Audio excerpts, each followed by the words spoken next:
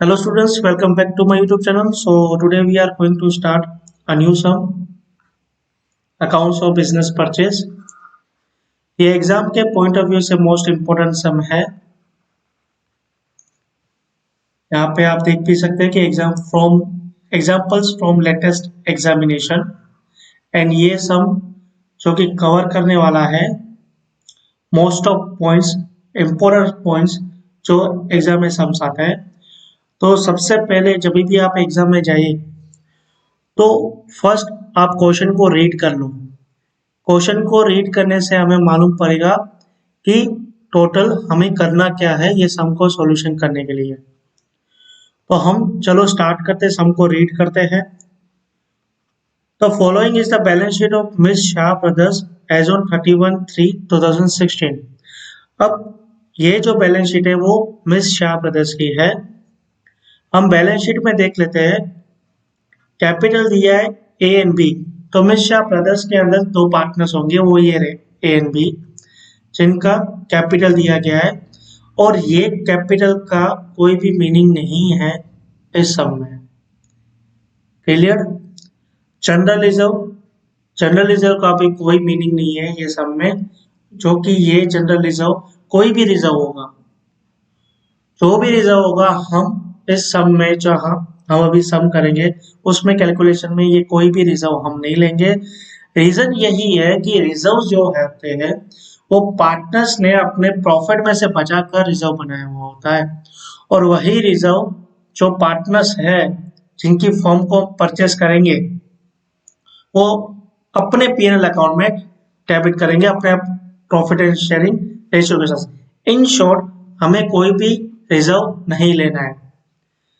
Second है workman profit sharing fund, इसको आप काउंट करेंगे। क्रेडिटर्स है लेस दिया डिस्काउंट रिजर्व, वापस रिजर्व आया, इसको हम नहीं लेने वाले। बैंक लोन है, गुडविल है, लैंड एंड बिल्डिंग है, प्लांट एंड मशीनरी है, स्टॉक है, डेटर्स है जो कि बीडी एंड बीडीआर माइनस किए हुए, बिल्स रिसीवेबल है, इन्वेस्टमेंट है, कैश ऑन हैंड है। तो हमने बैलेंस शीट को देख लिया। अब हम आ जाते हैं एडजस्टमेंट की ओर, जो कि मोस्ट इंपोर्टेंट होती है ये एडजस्टमेंट्स। एडजस्टमेंट को हम बारीकी से एक एक बार रीड करेंगे। On the above date a new company Hiran limited was incorporated with an authorized capital of rupees 2,40,000 divided into 2,400 equity shares of rupees 100 each। तो हिरन लिमिटेड है वो परचेस कर रहा है मिस शाह ब्रदर्स को। मिस शाह ब्रदर कंपनी है, उसे कौन परचेस कर रहा है? हिरन लिमिटेड परचेस कर रहा है। तो यहाँ पे परचेसर कौन हुआ? यहाँ पे जो आपका परचेसर हुआ वो हिरन लिमिटेड हुआ। क्लियर? अब हिरन लिमिटेड की ऑथोराइज कैपिटल कितना है? तो 24 ऑथोराइज शेयर कैपिटल कितने हैं? 2400 इक्विटी शेयर्स है, 100 रुपीज के हिसाब से 2,40,000। अब ये जो ऑथोराइज वर्ड मैंने कहा ये भी एक इम्पोर्टेंट पॉइंट है और ये सब में कवर भी करेंगे कि आखिर ये ऑथोराइज क्यों लिख रहे हैं। ऑथोराइज्ड क्या होता है? ऑथोराइज ये होता है कि एक कंपनी का जहां ऑथोराइज शेयर्स कंफर्म किए जाते हैं, मींस के कंफर्म्ड होते हैं। कोई भी कंपनी होती है उनकी ऑथोराइज्ड कैपिटल कंफर्म्ड होती है कि उससे ज्यादा वो शेयर्स इशू नहीं कर सकती। तो कंपनी के ऑथोराइज शेयर्स है वो 2400 है, जिनकी पर शेयर प्राइस 100 रुपीज है। मीन्स के कंपनी जो है हिरन लिमिटेड वो 2400 शेयर से ज्यादा इशू नहीं कर सकती। तो यहाँ पे आप ऑथोराइज कैपिटल समझ चुके हो। अब ये to take over the running business of the firm except investment, debtors and creditors. अब हिरन लिमिटेड ने क्या कहा कि मैं ये सब कुछ लूंगा सिवाय डेटर्स नहीं लेने वाला, इन्वेस्टमेंट नहीं लेने वाला एंड क्रेडिटर्स नहीं लेने वाला, बाकी मैं सब कुछ लूंगा। The company also agreed to collect debtors and make payments to creditors on behalf of the firm. The other terms are as under। लेकिन उसने ये कहा कि मैं डेटर्स एंड क्रेडिटर्स लूंगा, लेकिन किस तरह से कि मैं डेटर से पैसा कलेक्ट करके क्रेडिटर्स को पे करूंगा आपके लिए। क्लियर? वापस एक बार रीड कर लो। The company also agreed, company ने एग्रीड किया टू कलेक्ट डेटर्स, डेटर्स से कलेक्ट करेगा and make payments to creditors, और क्रेडिटर्स को पेमेंट करेगा on behalf of the firm. किसकी फर्म? में शाह ब्रदर्स की। The other terms are as under. अब यहाँ पे अदर्स टर्म देख लो आप। तो सबसे पहली चीज जो आपको दी गई है वो है the goodwill of the firm is to be valued at equal to the total profit of the last 5 years। The average profit of the last 5 years is 6,000। अब ये गुडविल की पॉइंट हम तब कैलकुलेट करेंगे जब हमें गुडविल निकालनी होगी। ये सम जब से ही मैं रीड कर लूंगा उसके बाद मैं बताऊंगा कि सम की शुरुआत कैसे करनी है, क्या क्या चीजें निकालनी है, किस तरह से जनरल एंट्री होगी, किस तरह से बैलेंस शीट में पॉइंट नोट डाउन होगी, और किस तरह से vendor debtor account, creditor account, suspense account हम बनाएंगे, उसे टैली करेंगे, उसकी इफेक्ट कहाँ आएगी बैलेंस शीट में, सब टोटली कवर होने वाला है। लेकिन पहले हम 5 मिनट सम को लेने वाले हैं, सम को रीड करने वाले हैं। सेकंड है fix asset. Fixed asset as shown in the books are 10% less than market value, where stock is overvalued by 10%. ये पॉइंट भी कवर हो जाएगी। थर्ड है purchase consideration is to be discharge. ये जो पॉइंट है ये मोस्ट इंपॉर्टेंट पॉइंट है, क्योंकि यही पॉइंट हमें बताती है कि जो हिरन लिमिटेड है परचेस कर रहा है शाह ब्रदर्स फर्म को, वो किस तरह से, अब कोई भी चीज हम परचेस करते हैं तो परचेस करने के बाद हमें उसे कंसिडरेशन देना पड़ता है। अब consideration in form of cash भी हो सकता है, in form of equity shares भी हो सकता है, in form of preference share भी हो सकता है, या इन फॉर्म ऑफ डिबेंचर्स भी हो सकता है। तो ये पॉइंट में हमें इन्होंने परचेस कंसिडरेशन किस फॉर्म में वो दे रहा है बताया गया। The purchase consideration is to discharge by issuing 1200 equity shares at 10% premium और 10% के 600 debentures of rupees 100 each at 10% discount and balance amount in cash। अब ये क्या कह रहा है कि जो भी आपकी परचेस कंसिडरेशन इस फर्म की होगी, अब ये समय परचेस कंसिडरेशन हमें नहीं दी गई है, तो मैं आपको सिखाने भी वाला हूँ कि जब परचेस कंसिडरेशन नहीं दी गई हो तो आप उसे कैसे निकालोगे। तो फिलहाल मैं आपको ये पॉइंट का मीनिंग बताऊं कि जो भी आपका परचेस कंसिडरेशन निकलेगा, ठीक है, मतलब वो एक अमाउंट निकलेगी कि शाह ब्रदर्स को हम इतने परचेज अमाउंट में परचेस कर रहे हैं, और 1200 इक्विटी शेयर्स 10% पेमेंट के साथ हम उसे पे करेंगे, 10% 600 डिबेंचर्स 100 रुपीज के साथ हम पे करेंगे, और जो बैलेंस अमाउंट होगा वो हम कैश में पे करेंगे। इसकी कैलकुलेशन अभी हम आगे करने वाले हैं। फोर्थ पॉइंट क्या कह रहा है, द कंपनी हैज कलेक्टेड। ये जो पॉइंट है फोर्थ पॉइंट, ये डेटर्स एंड क्रेडिटर्स के रिलेटेड है। तो जब हम डेटर्स एंड क्रेडिटर्स पे आएंगे तब ये पॉइंट को मैं सोल्व करूंगा, फिलहाल इसको होल्ड पे रखते हैं। Fifth point, the remaining shares are issued at public at a premium of ₹10 per share which are fully subscribed. ये पॉइंट क्या कह रहा है, देखो कंपनी का ऑथोराइज कैपिटल कितना था 2400, जिसमें से 1200 का तो हम कंसिडरेशन दे रहे हैं, किसको, शाह ब्रदर्स को दे रहे हैं, ठीक है। तो बाकी रिमेनिंग कितने शेयर्स बचे, बाकी रिमेनिंग 1200 शेयर बचे, तो वो यही पॉइंट की बात कर रहा है। The remaining shares are issue to the public, public को इशू कर दिया। कंपनी के पास 2400 तो थे ना, 2400 इशू कर सकती है, 1200 का कंसिडरेशन पे यूज किया, बाकी 1200 बचा वो पब्लिक में इशू कर दिया। कैसे इशू किया, eight a premium of ₹10 per share, 10 रुपए प्रीमियम के साथ उसने शेयर्स को इशू कर दिया। तो फेस वैल्यू जो है अब यहां से दे सकते हैं 100 रुपीज है, तो बाकी 10 मतलब 110 में कंपनी ने इशू किया, जिसमें 10 है वो आपका प्रीमियम होगा। Preliminary expense amounted to ₹6,000। अब प्रिलिमिनरी एक्सपेंस जो आपके होते हैं, जो वो शुरुआत के खर्चे होते हैं, ठीक है, तो शुरुआत के खर्चे जो है वो 6,000 है, जो कि कंपनी ही बेयर कर रही है। यहाँ पे नहीं लिखा है कुछ, तो आप समझ ही लो कि ये जो हिरन लिमिटेड कंपनी होगी वही ये खर्चे कर रही होगी, ठीक है। अब इन्होंने बोला है पास necessary entries in the books of company and prepare initial balance sheet of the company. हमें जनरल एंट्रीज करनी है और बैलेंस शीट भी बनाना है, तो सबसे पहले सम की शुरुआत करने से पहले आपको एक मैं चीज बताऊं, तो कोई भी आप अगर बिजनेस परचेज का सम करोगे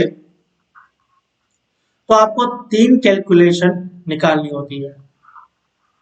सबसे पहली कैलकुलेशन होती है calculation of net asset, second calculation होती है calculation of goodwill, and third calculation निकलती है कैलकुलेशन ऑफ परचेज कंसिडरेशन। देखो नेट एसेट क्या होता है, नेट एसेट का फॉर्मूला है आपका total asset minus total liability. अब गुडविल का भी एक फॉर्मूला है, तो जिस सम में आपको परचेज कंसिडरेशन नहीं दिया गया होगा उस सम में आपको गुडविल दे दी जाएगी। जैसे ये सम में आपको परचेज कंसिडरेशन नहीं दिया गया है तो गुडविल दे दी गई है।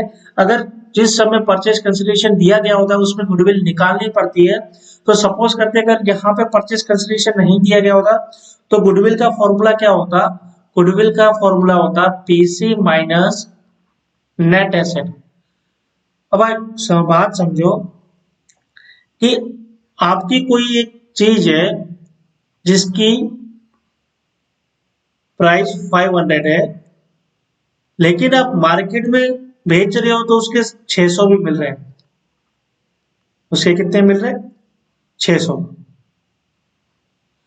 तो 500 की चीज के 600 मिल रहे हैं, मतलब ये जो डिफरेंस हुआ 100 रुपया, ये वो उस चीज की गुडविल होगी। मतलब उस चीज में ऐसा कुछ होगा तभी वो 600 में बिकी 500 की थी। तो यही वही है कि परचेस कंसिडरेशन, जो बिजनेस को जितने भाव में हम परचेस कर रहे हैं वो परचेस कंसिडरेशन अगर 1000 है और फर्म की नेट एसेट ही 500 है, मतलब हम उसे 500 ज्यादा पे कर रहे हैं, तो ये जो डिफरेंस अमाउंट हुआ वही गुडविल हुई। ये मैंने आपको शॉर्ट में गुडविल समझा दिया, ठीक है। तो अब आप आ जाते हैं सम में वापस। तो मैंने आपको बताया कि आपको 3 कैलकुलेशन निकालनी होती है, calculation of net asset, calculation of goodwill and calculation of purchase consideration. तो सबसे पहले हम आ जाते हैं कैलकुलेशन निकालते हैं, कैलकुलेशन ऑफ नेट एसेट। तो यहां पे मैं आपके लिए क्या करता हूं कि सारी एसेट लिख लेता हूं। रीजन क्यों, रीजन यही है, रीजन एक यही है कि आपको पता चले कि मैं सारी एसेट में से कोई भी एसेट ले रहा हूं और नहीं ले रहा हूं उसका डिफरेंस आपको समझा सकूं। तो यहाँ पे सबसे पहले मैं आपको लिख देता हूं गुडविल। ये मैं बुक वैल्यू यहाँ लिख रहा हूं। तो गुडविल आप देख रहे हो 13,000 की है। उसके बाद है आपका लैंड एंड बिल्डिंग जो कि 1,12,500 है।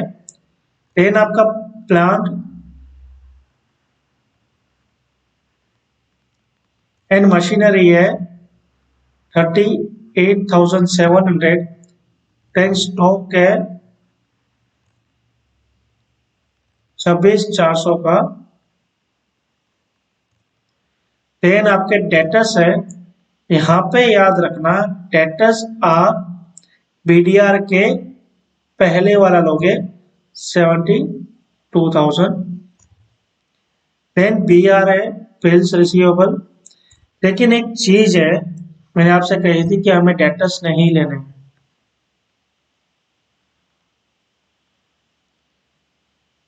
लेकिन फिर भी मैं यहाँ लिख देता हूँ क्योंकि मुझे आपको समझाना है कि कौन सी एसेट क्यों ले रहे हो नहीं ले रहे। बी आर 12,600 इन्वेस्टमेंट, मैं सिर्फ लिख रहा हूँ यहाँ पे 17,000 कैश 9,000। अब यहाँ पे आप लिख सकते हो मार्केट वैल्यू। सबसे पहले देखो मैं आपको बताऊं, मैंने सारी एसेट लिख दी है तो आपको समझाने के लिए कि कौन सी मैं ले रहा हूँ और कौन सी क्यों नहीं ले रहा हूँ। तो गुडविल जो आपकी बुक वैल्यू में होगी, इसके जो बैलेंस शीट में बुक ये गुडविल होगी, उससे आप कभी मत लेना। जहाँ पे आपको एडिशनल इंफॉर्मेशन गुडविल की दी गई है कि गुडविल की वैल्यू ये है, जैसे कि हमें यहाँ पे सेकंड पॉइंट में आप देख, सॉरी फर्स्ट पॉइंट में आप देख सकते हो, तो ये वाली गुडविल लेंगे हम, ये वाली गुडविल नहीं लेंगे। और वो वाली भी गुडविल कहाँ लेनी है मैं आपको बता दूंगा। फिलहाल इतना समझो कि बुक वैल्यू में जो गुडविल है वो कभी आप नहीं लोगे, ठीक है। लैंड एंड बिल्डिंग आपको यहाँ पे इन्होंने दी है, क्या बोला इन्होंने, fix asset are shown in the books are 10% less than market value. तो फिक्स एसेट जो की है वो 10% लेस है मार्केट वैल्यू से। मतलब यहाँ पे फिक्स एसेट आप देख सकते हो कि लैंड एंड बिल्डिंग है, प्लांट एंड मशीनरी है, और कोई फिक्स एसेट नहीं है। और ये वैल्यू है वो 90% है। कैसे मुझे पता चला, यहाँ पे सब में लिखा हुआ है कि जो बुक्स पे है वो 10% लेस है, तो ये जो है वो 90% है, तो 100% कितनी।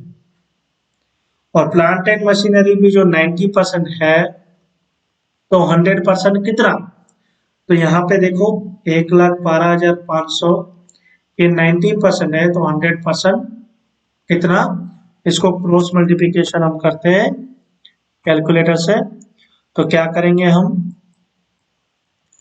1,02,500 इंटू करेंगे 100 डिवाइडेड बाय 90 करेंगे, तो 1,25,000 आपकी आ गई लैंड। नाउ सेम हम करेंगे 38,700 प्लांट एंड मशीनरी, 90 है तो 100 पे कितना, 38,700 इंटू 100 डिवाइडेड बाय 90, तो आपका आ गया 43,000। नाउ इसको बंद कर देते हैं। फिक्स एसेट की हमारे नाउ स्टॉक की पॉइंट है। स्टॉक इन्होंने कहा है कि ओवर वैल्यूड हमने शो किया है। स्टॉक क्या किया है, ओवर वैल्यू शो किया है बाय 10%। तो ये स्टॉक जो है कहाँ गया, ये रहा, ये आपका ओवर वैल्यूड है, मतलब ये वैल्यू होगी 110। तो 100 पे कितनी, यहीं कैलकुलेट कर लेते हैं हम। तो आपका 26,400 वो 110 है, तो 100 पे कितना इंटू 100 डिवाइडेड बाय 110, तो 24,000 है वो आपका आ गया स्टॉक। डेटर्स हमें काउंट नहीं करने, क्योंकि डेटर्स को हम अलग से कैलकुलेशन करने वाले ये सब में, जहां पे ये लोग डेटर्स को परचेस नहीं कर रहे बल्कि डेटर्स से परचेस करके और क्रेडिटर्स को पे कर रहे हैं, तो इसकी इफेक्ट अलग होती है और ये इसी वीडियो में कवर होगी और इसी सब में कवर करनी पड़ेगी हमें। जहां पे ये चीज बोला जाए कि वो डेटर्स को कलेक्ट करके क्रेडिटर्स को पे करेंगे, तो उनकी एंट्रीज अलग होती है, वो नेट एसेट की कैलकुलेशन में नहीं आती है, तो हम डेटर्स नहीं काउंट करेंगे। B R as it is ले लो 12,600, बिकॉज बी आर की कोई भी पॉइंट इन्होंने नहीं कही है। इन्वेस्टमेंट हम नहीं लेंगे, क्योंकि इन्वेस्टमेंट इन्होंने कहा है कि हम परचेस नहीं कर रहे हैं। कैश 9,000 ले लो, क्योंकि इसके लिए भी कुछ कहा नहीं गया है। अब हम क्या करेंगे, हम टोटल एसेट को कैलकुलेट कर लेते हैं। अब ये हमारी टोटल एसेट हो जाएगी 1,25,000 प्लस 43,000 प्लस ये आपका आ गया 24,000। एक second, 1,25,000 plus 43,000 plus 24,000 plus 12,600 plus 9,000, तो आपका टोटल एसेट आ गया 2,13,600। अब टोटल एसेट में से आप लेस करोगे लाइबिलिटीज, तो यहाँ पे आप अगर लाइबिलिटीज देखो तो जनरल रिजर्व लेना नहीं है आपको, WPSF ले लो, शॉर्ट में लिख रहा हूं कितना है 11,500। देन आपके क्रेडिटर्स जो कि डिस्काउंट रिजर्व के पहले वाले लोग के, सॉरी क्रेडिटर्स, हाँ लेकिन मैं यहाँ पे लिख तो लूँ तो आपको पता चले क्या लेना है क्या नहीं लेना है। 48,000 एंड बैंक लोन 36,500।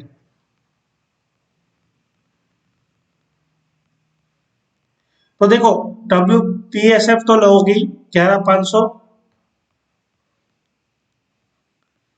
क्रेडिटर्स नहीं लोगे क्योंकि क्रेडिटर्स का अलग कैलकुलेशन होने वाला है, क्रेडिटर्स इन क्रेडिटर्स का अलग कैलकुलेशन होगा। बैंक लोन ले लो 36,500। तो कितना हुआ टोटल? तो आपका टोटल यहाँ पे होगा 11,500 प्लस 36,500 करूं तो 48,000। ये आपकी आगे टोटल लायबिलिटी। तो अगर मैं आपसे कहूं कि मुझे बताओ कंपनी की नेट एसेट कितनी थी, एक अच्छे से लिख लेता हूँ, हैंड राइटिंग काफी अच्छी है मेरी।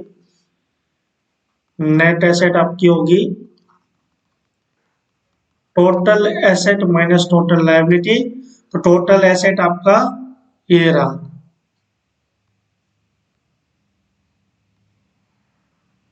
एंड टोटल लायबिलिटी आपकी कितनी होगी 48,000। तो 2,13,600 में से मैं माइनस करूं 48,000 तो मेरी नेट एसेट आएगी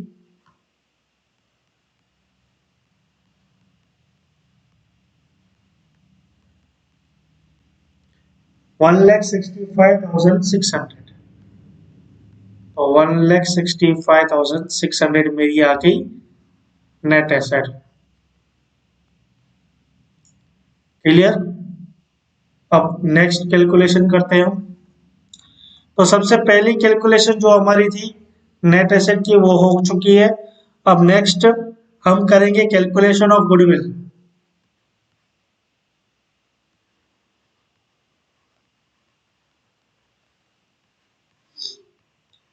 अब कैलकुलेशन ऑफ गुडविल बहुत इजी है। ये सब में आपको बोला गया है कि goodwill of the firm is to be valued is equal to total profit of the last 5 years।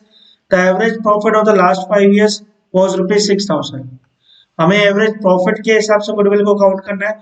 तो यहाँ पे फॉर्मूला होता है इसका average profit into number of years, जो हम 12th में सीखते थे। तो एवरेज प्रॉफिट आपका 6,000 है, नंबर ऑफ ईयर्स 5 है। सॉरी एक बार चेक कर लेते क्या है, 6,005। क्लियर?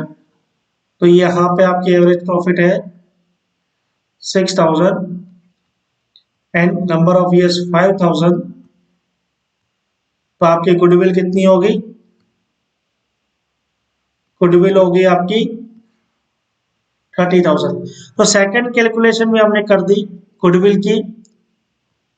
अब लास्ट कैलकुलेशन जो हम करेंगे यहाँ पे करेंगे परचेस कंसीडरेशन। तो जो कि हमें यहाँ पे परचेस कंसीडरेशन नहीं दिया गया है तो हम यहाँ पे निकाल लेते हैं easily goodwill plus net asset. तो देखो मैंने यहाँ पे आपसे कहा था कि जबकि गुडविल का फॉर्मूला है पीसी माइनस नेट एसेट, तो यहाँ पे हमें पीसी निकालना है। गुडविल और नेट एसेट तो दिया गया है, तो आप नेट एसेट को यहाँ लेके जाओ, मतलब goodwill plus net asset equals to PC, या बोल सकते हो PC equals to goodwill plus net asset. तो यहाँ पे आपकी गुडविल कितनी है 30,000, नेट एसेट कितनी है 1,65,600। तो आपकी फर्म जो आप शाह ब्रदर्स से परचेस कर रहे हो वो कितने में परचेस करोगे,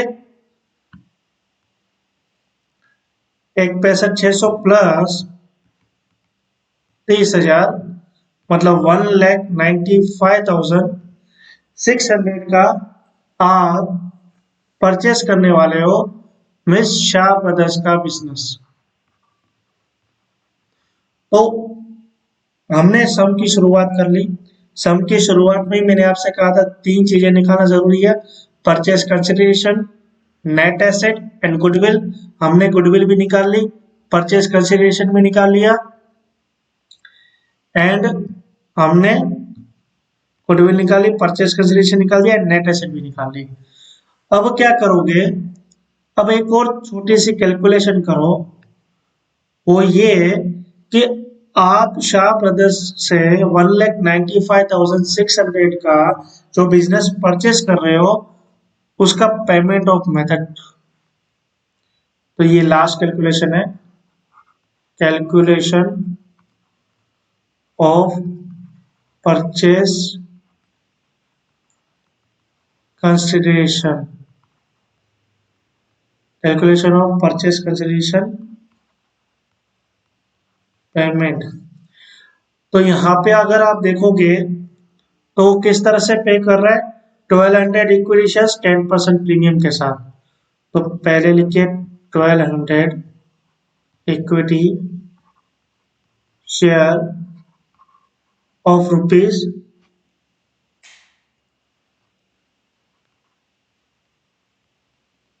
100,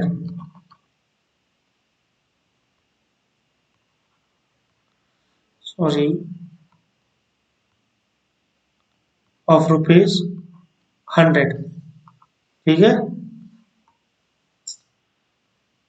ईच। तो टोटल 1200 इंटू 100 करोगे तो आपका आ जाएगा 1,20,000। प्लस करना है आपको सिक्योरिटी प्रीमियम जो कि 10% है, तो 100 का 10% हो गया आपका ₹10।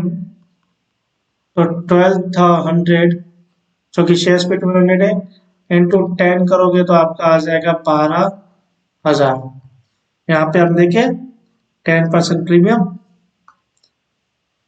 एंड सेकंड जो इशू कर रहा है वो हो गया डिबेंचर्स। यहाँ पे डिबेंचर्स नहीं लिखना, यहाँ लिखना 6% डिबेंचर्स, क्योंकि डिबेंचर्स के अलग अलग नाम होते हैं, जितने परसेंटेज उतने नाम। तो 6% डिबेंचर्स है, सॉरी 10% है,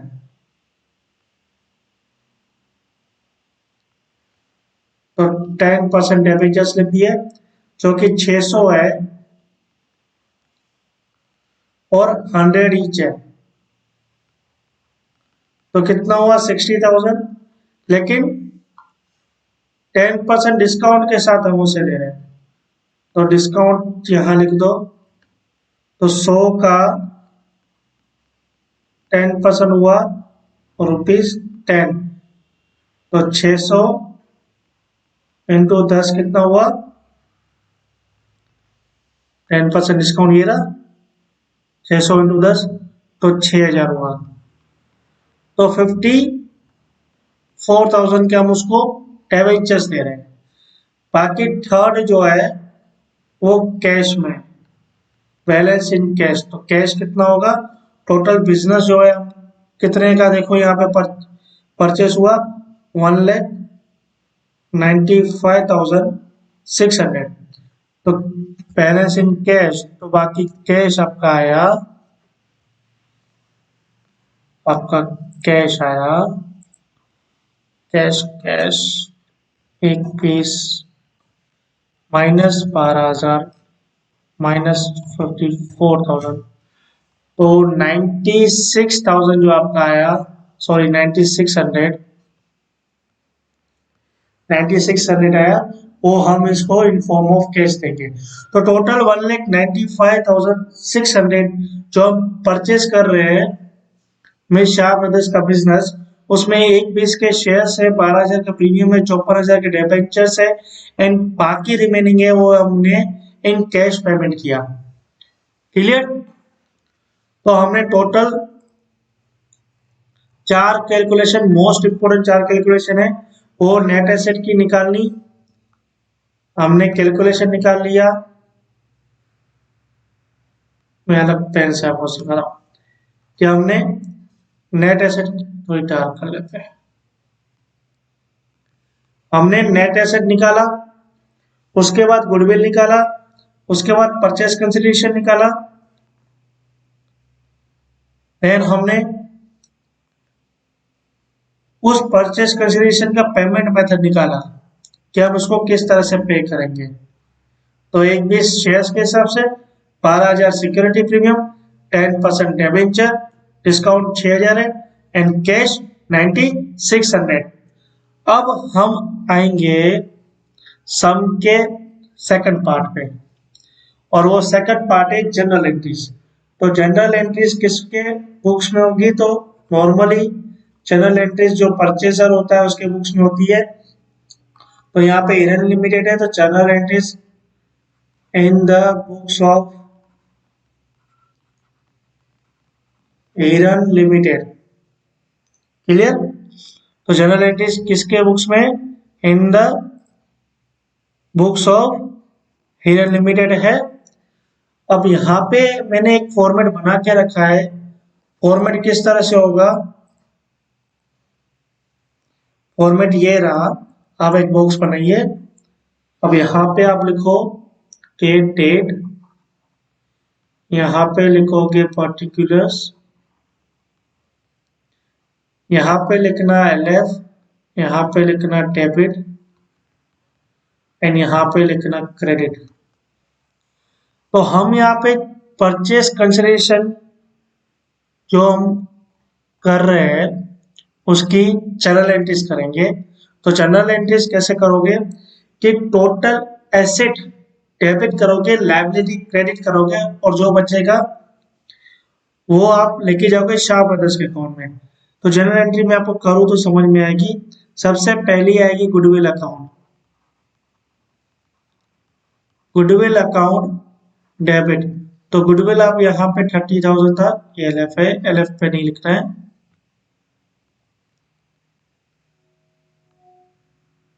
$30,000। फिर आप वो सारी एसेट ले लो। तो यहाँ पे हमने काउंट किए नेट एसेट के साथ, land and building 125, plant and machinery 43,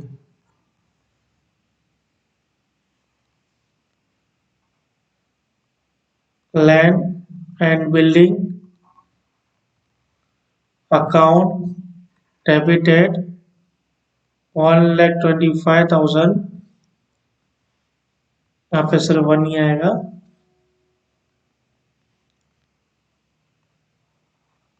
plant and machinery account debited कितना था? 43,000। अब आइए ऊपर, और क्या था? Stock 24,000, BR 12,600, stock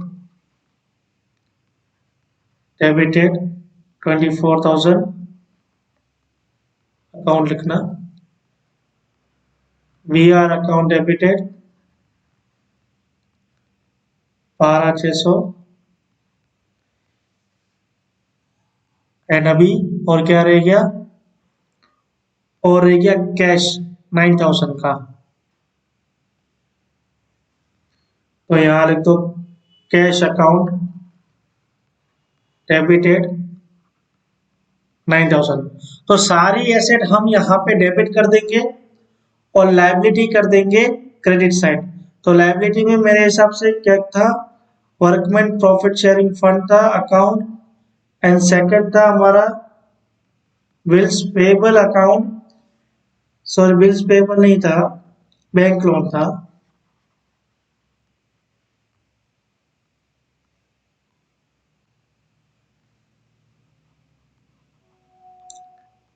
bank loan account, and बाकी जो भी बचेगा वो मिस शाह ब्रदर्स अकाउंट हो जाएगा। तो यहाँ पे चले अगर हम हमारे नेट एसेट वाले में, तो WPCF 11,500 था एंड बैंक लोन 36,500। तो WPSF कितना था हमारा? 11,500 एंड बैंक लोन कितनी थी हमारी? 36 500 की। एंड शाह ब्रदर्स के क्रेडिट साइड अमाउंट में परचेज कंसिडरेशन का रेट आएगा। तो शाह ब्रदर्स कितने को परचेज कंसिडरेशन कौन सी थी? 1,95,600, 1,95,600। अब यहाँ पे देखो, अगर मैं कैलकुलेट करूं तो डेबिट और क्रेडिट सेम आएगा। सबसे पहले मैं डेबिट साइड कैलकुलेशन करूंगा। 30,000, 1,2,500, 43,000, 24,000, 12,600 प्लस 9,000, तो 243,600। अगर मैं माइनस करूँ 11,500, 36,500 एंड 1,95,600। अब ये जनरल एंट्री को मैं समझाऊँ आपको, तो हमने क्या किया है कि सारी एसेट डेबिट कर दी मेरे अकाउंट में, बुक्स ऑफ अकाउंट से। किसका अकाउंट है? मेरा बुक्स ऑफ अकाउंट है, मतलब हिरन लिमिटेड का। मैं यहाँ पे हिरन लिमिटेड हूँ, तो मैंने अपनी सारी एसेट डेबिट कर दी एंड मैंने जो भी लायबिलिटी थी वो क्रेडिट कर दी। अब मुझे टोटल इतनी एसेट मिली शाह ब्रदर्स से और इतनी लायबिलिटी मिली, तो बाकी जो डिफरेंस बचा वो मैं क्या करूंगा, मैं शाह ब्रदर्स को लौटा दूंगा, जो कि मेरा था पीसी, और वो ये रहा 1,95,600। अब शाह ब्रदर्स यहाँ पे क्रेडिट हुआ, मीन्स के शाह ब्रदर्स की मेरी लायबिलिटी खड़ी हो गई।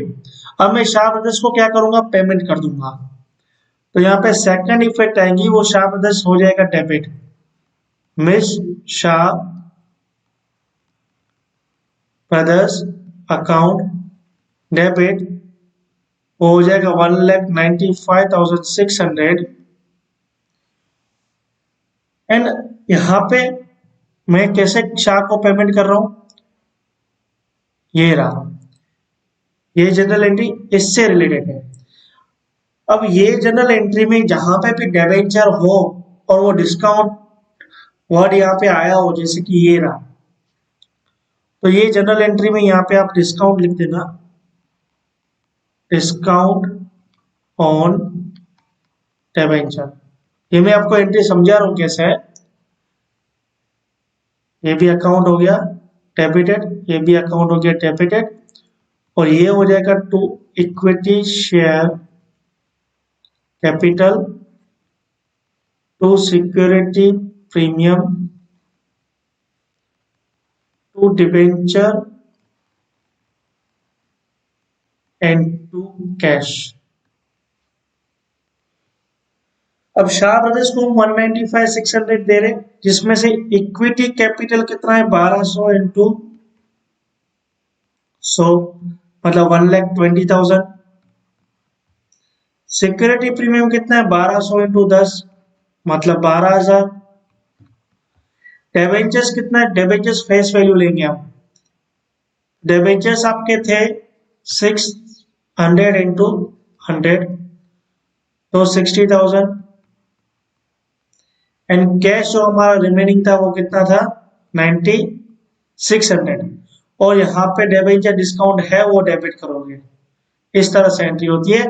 डिबेंचर्स यहाँ पे फुल वैल्यू लेके यहाँ पे हम क्या कर लेते हैं, डिस्काउंट की एंट्री डेबिट कर देंगे 6,000, जो कि हम बैलेंस शीट में शो करेंगे इस वजह से। तो आपका डेबिट एंड क्रेडिट मैच हो जाएगा।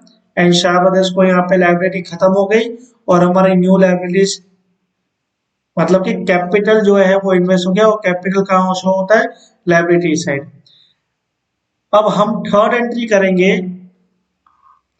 थर्ड एंट्री रिलेटेड होगी जो हमारी रिमेनिंग शेयर्स है ना,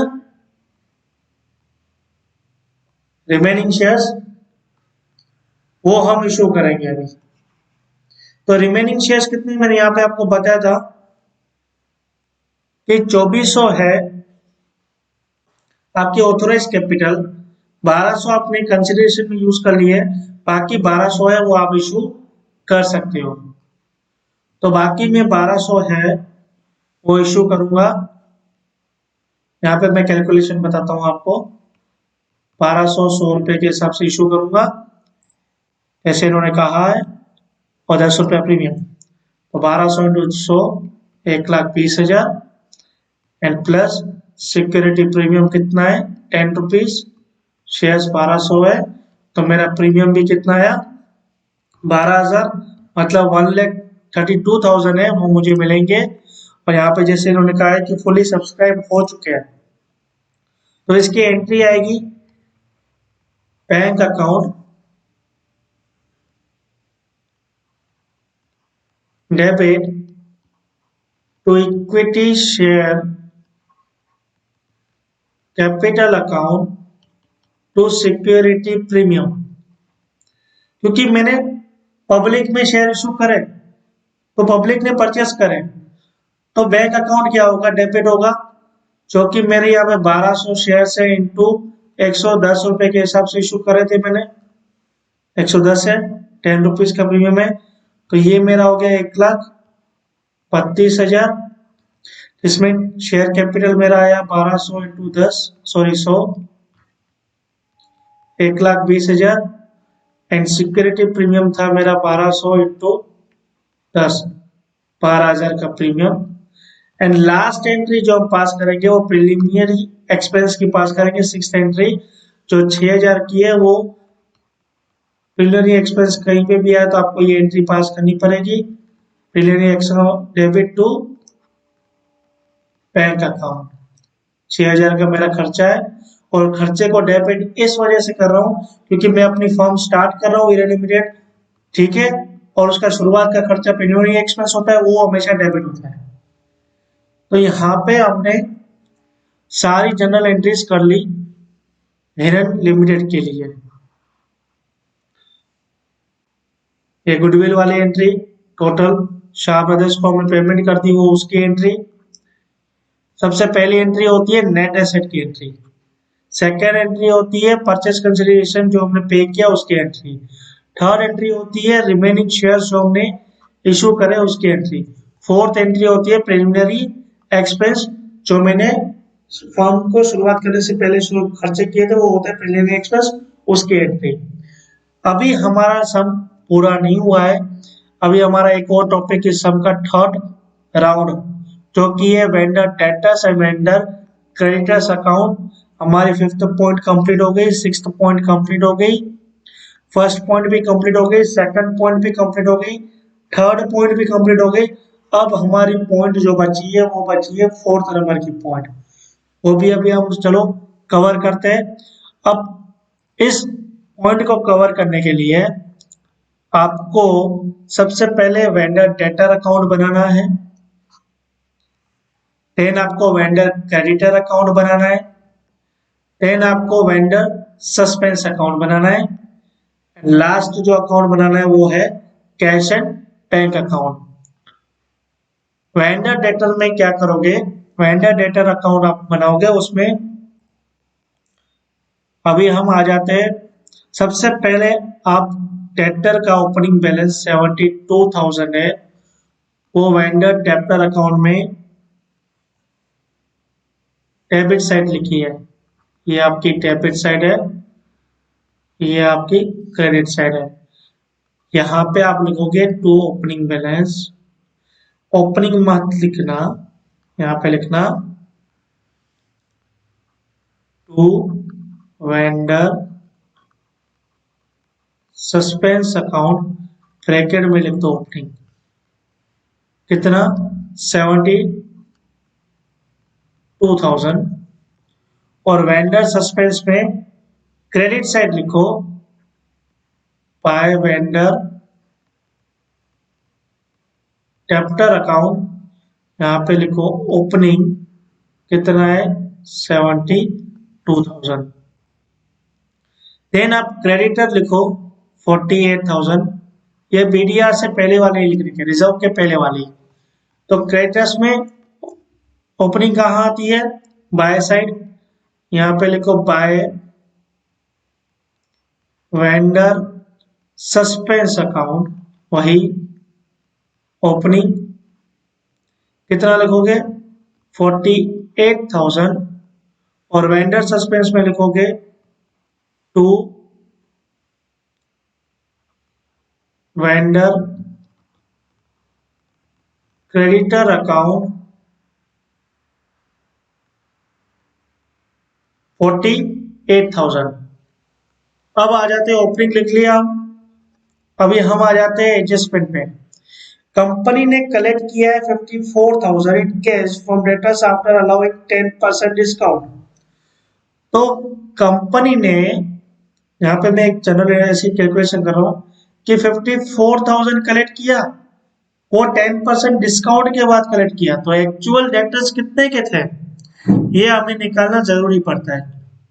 तो एक्चुअली डेटर्स में अगर कहूँ, तो अगर मैं कहूँ कि कंपनी ने जो कि ये 10% डिस्काउंट के साथ किया है, तो 100 में से 10% गया तो ये 90% अमाउंट हुआ। तो 100% कितना, तो 100% होता है 60,000। क्लियर। तो 60,000 के डेटर्स थे, मेरे को 54,000 मिले, तो 6,000 का क्या हुआ, डिस्काउंट हुआ, और 50,000 मुझे क्या मिला, कैश मिला। तो इन दोनों की अलग अलग एंट्री होती है, इस वजह से मैंने यहाँ पे निकाला। तो यहाँ पे हम लिखेंगे बाय वेंडर सस्पेंस अकाउंट, ये सस्पेंस पे मैं लिख रहा हूं, यहां नहीं लिखेंगे।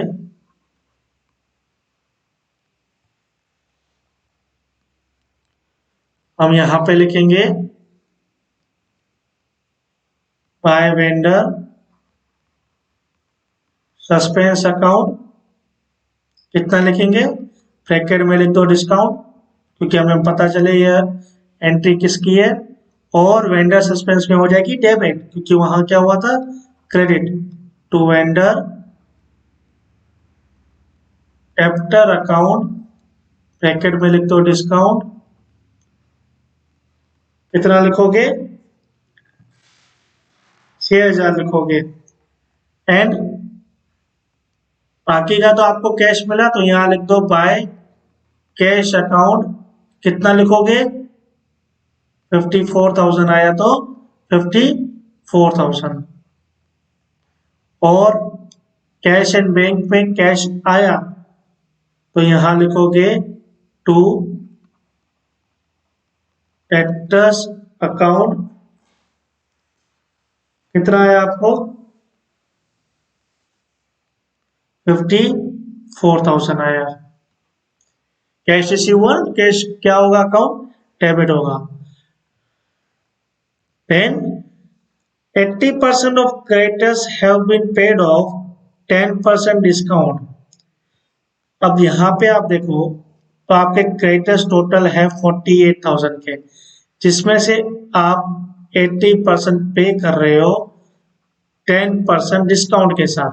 तो सबसे पहले तो आप निकाल लो कि आप पे कितना कर रहे हो। तो 48, ये आपके 48 का मैं 80% करूं, तो 38,400 है, मैं उतनों को पे कर रहा हूं।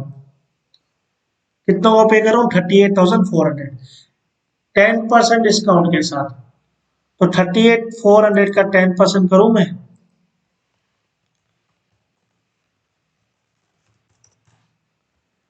तो 3840 है, वो उतना मैं डिस्काउंट दे रहा हूँ, क्रेडिटर से ले रहा हूं। तो यहाँ पे एंट्री करूंगा to vendor suspense account, bracket में लिखूंगा डिस्काउंट, कितना, 3840, और बाकी का मैं पे कर दूंगा। तो बाकी का कितना पे करोगे आप,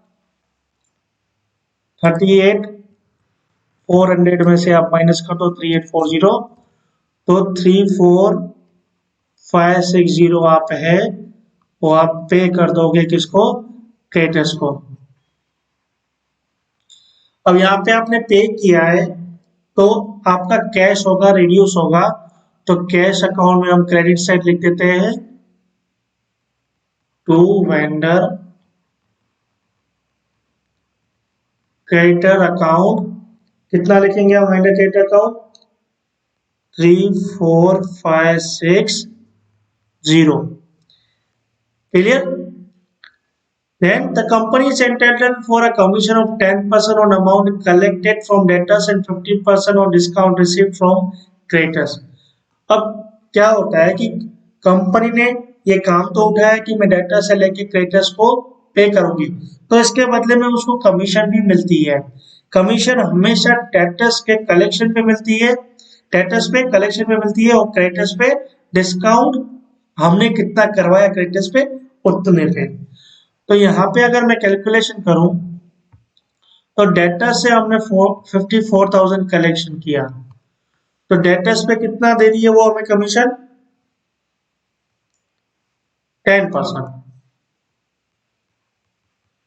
एंड क्रेडिटर्स पे हमने डिस्काउंट 3840 लिया जिसका 50% वो हमें कमीशन देगी, तो ये 5400 हुआ। और ये 3850 का 50% मीन्स के मैं अगर उसका आधा ही कर दूं तो 50% हो गया, तो 1920 जो मेरा आया, और टोटल कमीशन मेरा आ गया प्लस 5450, तो टोटल मेरा कमीशन आ गया 7320, जो मैं वेंडर सस्पेंस अकाउंट में नोट डाउन कर दूंगा, और यहां लिखूंगा टू कमीशन अकाउंट 7320। अब इसके बाद में इन्होंने कुछ भी नहीं कहा है, तो यही मोस्ट इंपॉर्टेंट पॉइंट है। अगर ये लोग नहीं कह रहे कि हमने वेंडर्स को पूरा सेटल कर दिया या क्रेडिटर्स को पूरा सेटल कर दिया, तो वेंडर सस्पेंस अकाउंट ओपन का ओपन ही रहेगा। मतलब बैलेंस तो कैरी फॉरवर्ड हो गया, ओपन कहाँ से रहेगा मैं आपको बता रहा हूं। तो सबसे पहले हम अकाउंट टैली कर लेते हैं, फिर जैसे जैसे सम टैली करेंगे आपको पता चलता रहेगा कि हम कर क्या रहे हैं। तो यहाँ पे हम लिख देते हैं वेंडर डेटर का अकाउंट टैली करते हैं 72,000 डेबिट साइड। तो क्लोजिंग जो भी आएगी हम वेंडर सस्पेंस अकाउंट में लेके जाएंगे, वेंडर सस्पेंस अकाउंट, जो कि क्लोजिंग कितनी है 72,000 था डेबिट, जिसमें से हमने 60,000 का तो डेटर से बटोर लिया है। तो वेंडर डेटर अकाउंट जो हमारा है 12,000 वो क्रेडिट बैलेंस बोल रहा है, जो कि हम लेके जाएंगे वेंडर सस्पेंस अकाउंट में, जो ये हम बैलेंस शीट में भी शो करेंगे। वेंडर्स डेटर अकाउंट ब्रैकेट में लिख देने का क्लोजिंग, याद रहे कितना है 12,000। इसी तरह से वेंडर क्रेडिटर का क्लोजिंग भी निकाल लो, तो 48,000 तो ये रहा आपका टोटल, एंड आपकी टू वेंडर सस्पेंस अकाउंट में ही लेके जाओगे क्लोजिंग, तो 48,000 में से आप माइनस करो 3840 माइनस 34560, तो 9600 का जो आपका रहा ये आपका रहा क्लोजिंग, जो कि आप वेंडर सस्पेंस में दिखाओगे बाय वेंडर क्रेडिटर अकाउंट कितना हुआ 9600। क्लियर। अब जो हमारी बाकी की एंट्री है वो हम नोट डाउन कर लेते हैं। तो देखो मैंने ओपनिंग नोट डाउन कर लिया था एंड क्लोजिंग कर दिया, मीन्स कि मेरा एक 6,000 का एंट्री बाकी है जो कि क्रेडिट है, वो मैंने यहाँ पे लिख दिया है। मैं एक बार चेक कर रहा हूँ, तो अगर मैं क्रेडिटर्स पे देखूँ तो मैंने ओपनिंग तो लिख दिया था 48, 3840 मैंने यहाँ पे नहीं लिखा है, तो मैं यहाँ पे लिख लेता हूँ बाय वेंडर, जो कि डिस्काउंट था क्रेडिटर, ब्रैकेट में लिखूंगा डिस्काउंट 3840। अभी मैं करूंगा टोटल सारी एडजस्टमेंट पास होने के बाद। तो वेंडर सस्पेंस का मुझे यहाँ पे क्रेडिट साइड का बैलेंस ज्यादा दिख रहा है 72,000 प्लस 9600 प्लस 3840, वो 85,440 है, यहाँ पे भी 85,440 है। अब बैलेंस बचेगा वो हमने उसको कैसे किया है, देखो उन्होंने कहा है the company paid the amount due to the firm, तो यहाँ पे जो भी अमाउंट आएगा वो आएगा टू बैंक अकाउंट। तो कितना आ रहा है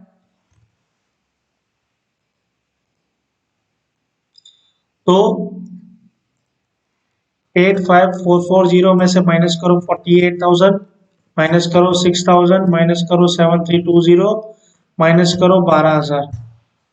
तो टोटल आपका जो आएगा आंसर, एक सेकंड, 48,000, 85440 माइनस करो 48,000, माइनस करिए 12,000, माइनस करिए 6,000 और माइनस करिए 7320। आपका आंसर आया 12,120। तो 12,120 आप कैसे पे कर रहे हो? बाय बैंक कर रहे हो, तो बैंक में से कैश कैश जाएगा, कैश रिड्यूस होगी, यहाँ लिख दोगे बाय वेंडर सस्पेंस अकाउंट, कितना करोगे 12,120। अब कैश अकाउंट पे आ जाओ। कैश अकाउंट पे सबसे पहले यहाँ पे लिख दो ओपनिंग, ये तो एंट्री है जो पास कर रहा था, मैं एक साथ करते जा रहा था जैसे मिस आउट नहीं हो। यहाँ पे लिख दो टू ओपनिंग बैलेंस। तो ओपनिंग बैलेंस कैश का कितना था, तो ये रहा 9,000। तो ये 9,000 ओपनिंग बैलेंस था। एंड हमने जो शेयर्स जो कंसिडरेशन के अदर दर थे, जो कंसिडरेशन में यूज किए वो नहीं, एडिशनली हमने जो इशू किए थे ये वाले, ये बैंक अकाउंट वाला, इसको इशू करने से एक पैसा आया था ना, तो यहां पे हम लिखेंगे to equity share capital and security premium. तो 1,20,000 उसका, 12,000 सिक्योरिटी प्रीमियम का। और यहाँ पे हमने प्रीमियम एक्सपेंस भी पे किया था, तो वो भी आप दिखा दो 6,000। और हमने मिस शाह ब्रदर्स को भी तो पैसे दिए थे, जो रिमेनिंग इन कैश था, वो कितना था शाह ब्रदर्स का, 9,600 था। क्लियर? और कोई अमाउंट बचता है 6,000, ये आ गया। वेंडर क्रेडिटर्स को भी आ गया, और वेंडर सस्पेंस अकाउंट 12,120 है वो भी आ गया, एंड 9,600 है वो भी आ गया। एंड ओपनिंग बैलेंस 9,000, 54,000 जो डेटर्स को दिया, एंड टोटली जो शेयर्स भी इशू किए सब आके एक डेटर का बैलेंस है वो भी आ गया। तो अब हम करेंगे टोटल कैश का। तो डेबिट साइड देखिए, आपके अमाउंट है 9,000 प्लस 54,000 प्लस 1,20,000 प्लस 12,000। तो आपका कैश का टोटल आया 1,95,000।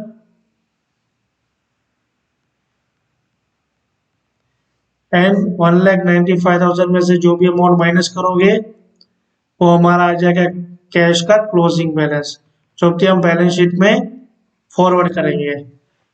-34560 -12120 -6,000 -9,600। तो 132720 ये हमारा आ गया क्लोजिंग बैलेंस। अब हमने जनरल एंट्रीज भी कर दी, हमने vendors, debtors, creditors, suspense account भी सोल्व कर दिया।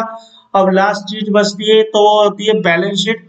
और बैलेंस शीट आपको ये फॉर्मेट जो कि शेड्यूल 3 है कंपनीज एक्ट 2013 का, वही बैलेंस शीट आपको बनानी है। और ये बैलेंस शीट आप एक बार देख लो मैंने कैसे बनाई है। Equity and liabilities, A first share holder fund आएगा, उसके अंदर share capital surplus, non current liabilities के अंदर long term borrowings, other long term liabilities, long term provisions, current liabilities, short term borrowings, trade payables, other current liabilities, short term provisions. अब इसकी total अगर मैं introduction की बात करूं, ये पूरी बैलेंस शीट जो है शेड्यूल देखिए, इसका मैंने वीडियो डिस्क्रिप्शन में डाल देता हूं। ये एक्चुअली 12th का जो मैंने एक वीडियो बनाया था जिसमें ये बैलेंस शीट आती है, उसमें मैंने पूरा ये इंट्रोडक्शन समझा दिया है कि कौन सी चीज कहाँ आती है। तो अगर आपको ये बैलेंस शीट अच्छी तरह से समझनी है तो डिस्क्रिप्शन में वीडियो है, आप उस पर एक बार देख लेना तो आपको समझ में आ जाएगा। तो एग्जाम में भी आपको जो बीकॉम के एग्जाम्स होंगे उसमें भी बैलेंस शीट आपको इस तरह से बनानी पड़ेगी, और आपको आ चुके हैं। तो बैलेंस शीट मैं पहले से बना रखी है, जैसे वीडियो है वो काफ़ी लेंदी ना बने, तो बैलेंस शीट आप लिखोगे balance sheet of Hira limited, particulars amount लिख दो। सबसे पहले इक्विटी एंड लायबिलिटीज, जैसे मैंने आपको बताया हुआ है। अब विदाउट टाइम वेस्ट हम स्टार्ट करें अगर सम को, तो सबसे पहले शेयर होल्डर फंड से आप बैलेंस शीट को कंप्लीट करना हो तो शुरुआत हमेशा आप जनरल एंट्रीज जो कर चुके होते हो वहां से करने की। तो जनरल एंट्रीज में आप गुडविल देखोगे 30,000 है, तो गुडविल आती है इंटेंजिबल एसेट में। गुडविल में से माइनस करोगे कमीशन, कमीशन जो टैटस और कैटस पे आपको मिली थी वो कमीशन आप माइनस कर देना, एंड बाकी जो बाहर आएगी वो आपकी आएगी actual goodwill. Then land and building and plant and machinery, ये आपकी फिक्स्ड एसेट होती है, तो ये आप लिखोगे टेंजिबल में, जहां पे land and building plant and machinery को मैंने देखो ऐड करके लिखा है 1,68,000, तो ये भी आपका हो गया, गुडविल हो गया, land and building and plant and machinery हो गया, स्टॉक विया कैश, ये तीनों चीजें जो आपकी है। स्टॉक इन्वेंटरी में आप लिखना, यहाँ पे मैंने लिखा ही होगा स्टॉक को इन्वेंटरी 24,000। ट्रेड रिसीवेबल में आएगा आपका वेंडर डेटर अकाउंट, जो मैंने आपसे कहा था डेटर का क्लोजिंग बैलेंस आप यहाँ पे लिखोगे वेंडर डेटर अकाउंट 12,000, बीआर जो मैंने यहाँ पे आपको दिखाया 12,600, क्लियर। कैश का बैलेंस जो हमने निकाला था 132,720, फिर बाकी जो भी बचेगा वो अदर करेंट एसेट मिलेंगे, जैसे डिस्काउंट और डेबेंचर, डेबेंचर पे हमने डिस्काउंट दिया था, एंड प्राइमरी एक्सपेंस जो हमारे थे 6,000। तो ये टोटल ही हमारी एसेट साइड का हमने टोटल कर दिया, जो कि हमने यहाँ से शुरुआत की थी एसेट की। अब हम आ जाते हैं सेकंड हमारी लायबिलिटी की ओर। तो लायबिलिटी में आप देखोगे तो टोटल मेरे पास जो ऑथोराइज थे वो 2400 थे, जिसमें से 1200 मैंने कंसिडरेशन पे यूज किया, बाकी 1200 मैंने पब्लिक को इशू किया था। तो टोटल मैंने 2400 इक्विटीज ऑफ 100 ईच किए थे, जिसमें से 1200 गिवन फॉर कंसिडरेशन कैश था, कोई मैटर नहीं करता। टोटल मेरी लायबिलिटी आ गई 2400 इंटू 100, तो 2,40,000।